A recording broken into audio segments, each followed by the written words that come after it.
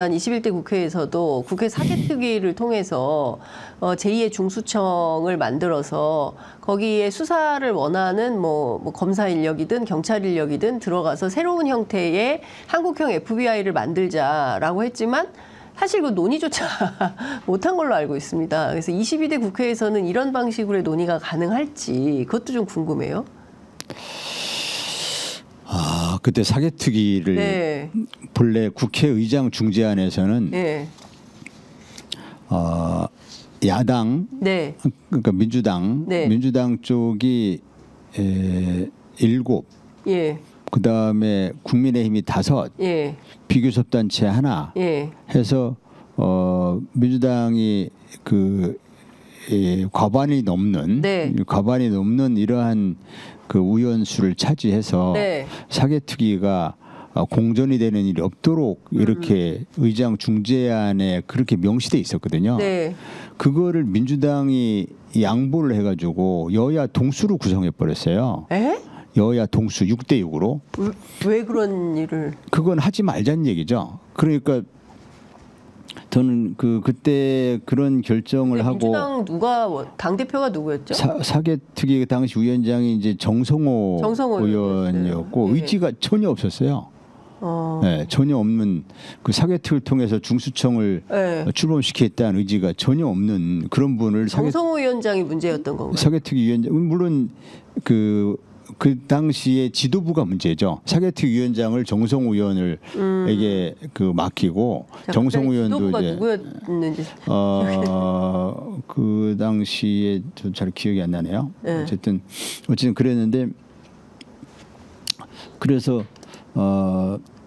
그게 이제 예. 2022년 예. 하반기, 2022년 하반기인데 네. 그래서 그 사개특위가 완전히 공전이 됐던 거예요. 네. 한 번도 그때 안 원내대표는 박홍근 원내대표 아닌가요?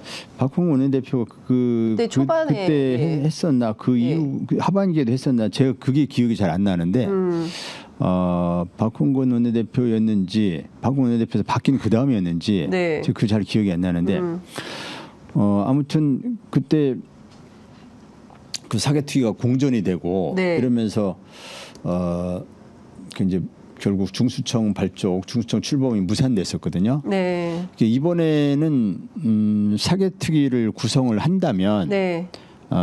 사개특위 이제 그 의원수 구성부터 네. 국민의힘이 협조를 하지 않는다 하더라도 네. 사개특위 운영에서 성과를 만들어내는데 네. 아무 지장이 없도록 예.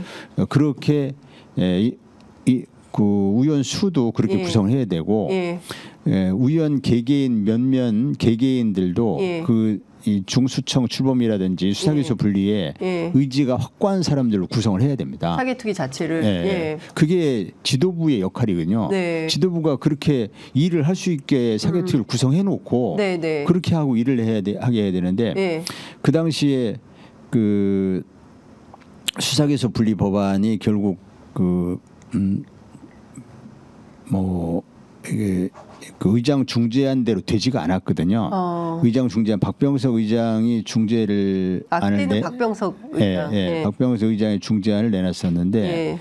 그 중재안의 내용에 예. 사개특위를 구성하는 내용이 있었어요. 그래서 구성까지는 했지만 네. 이게 중요한 것은 그 의장 중재안에 네. 최대 1년 6개월 이내에 검찰 직접 수사권이 전면 폐지되도록 하는 내용이 들어가 있었어요. 네, 네. 근데 그것이 입법화돼야 그 실행이 담보될 수 있는 것이거든요. 네. 그러니까 그 부칙으로 명문화하든 어디에 명문화해서 그 법률로서 이제 효력을 가지게 해야 그래야 실행이 담보되는 것인데 그거를 입법화해야 한다, 조문화해야 한다라고 그렇게 얘기했음에도 불구하고 박병석 의장도 그걸 받아들이지 않았어요. 그래서 그냥 그 의장 중재안 자체가 휴지 조각이 돼버린 거죠. 아이고야. 그리고 거기에 신용만 내느라고 사개특위를 구성을 했지만 사개특위를 그냥 공전됐거든요. 그래서 저는 그때 당시 박병석 국회의장이라든지 당시 이걸 관철하지 못한 원내대표, 그 당시 원내대표는 박홍근 원내대표였는데 네. 그다음에 사개특위 위원장이라든지 이런 분들 수사기소 분리 입법화 실패에는 네. 그분들 책임이 크다라고 보고 있고요. 네. 그리고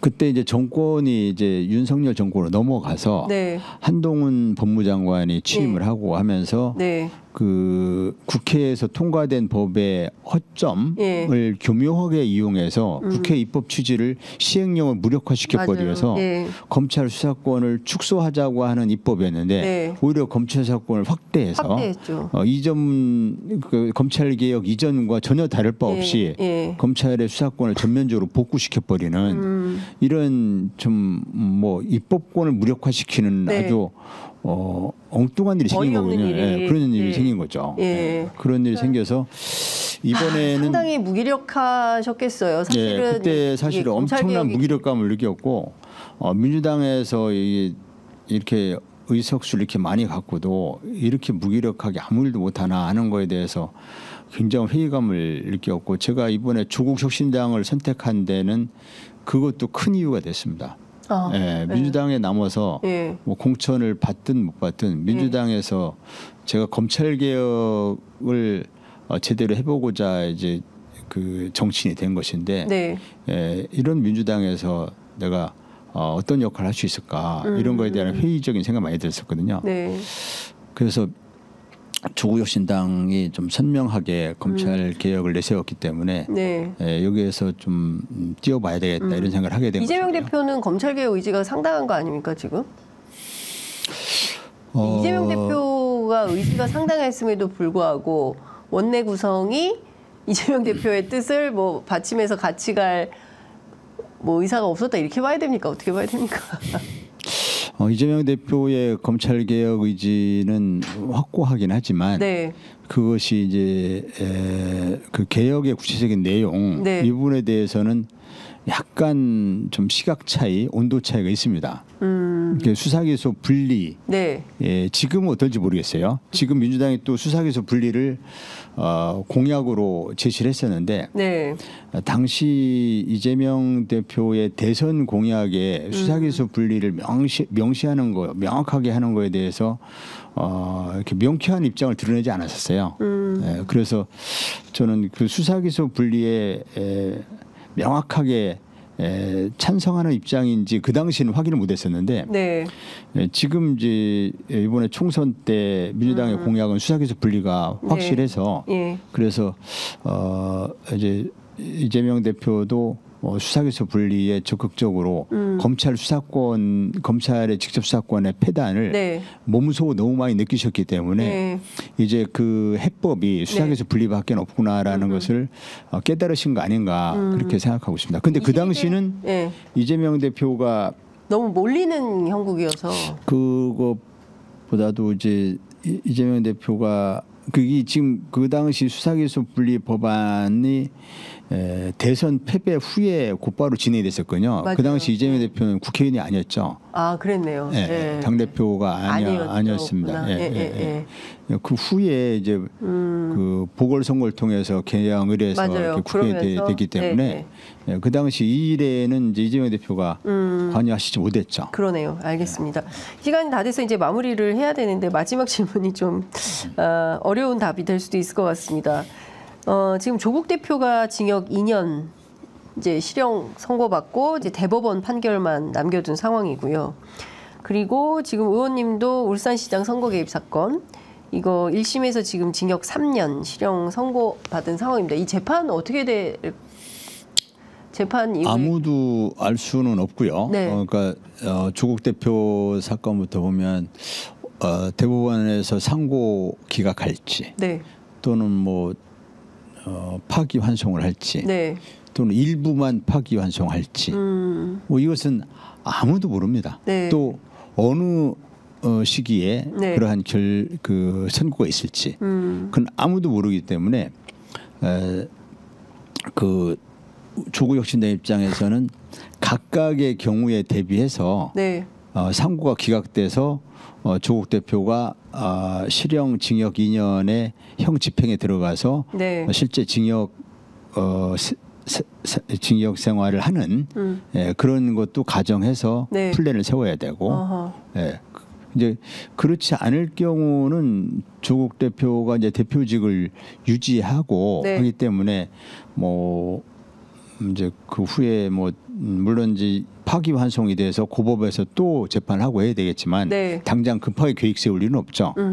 그렇지만 실형 2년 징역이 확정이 되면 네. 형 집행이 들어가야 되거든요. 실제로 이제 수감 생활을 해야 하기 때문에 네. 네.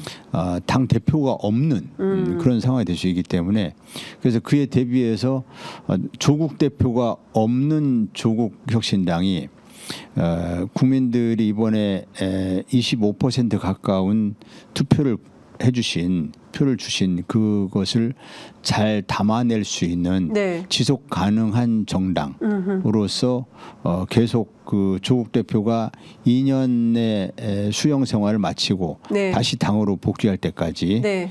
조국혁신당을 잘 끌고 가야죠. 네. 예. 네. 그래서 일각에서 우려하는 것처럼 조국 대표가 없으면 뭐 당이 뭐 굉장히 뭐 이렇게 흐지부지 되지 않겠는가 네, 이런 네. 걱정들 하시는데 전혀 그렇게 걱정하실 일은 없다.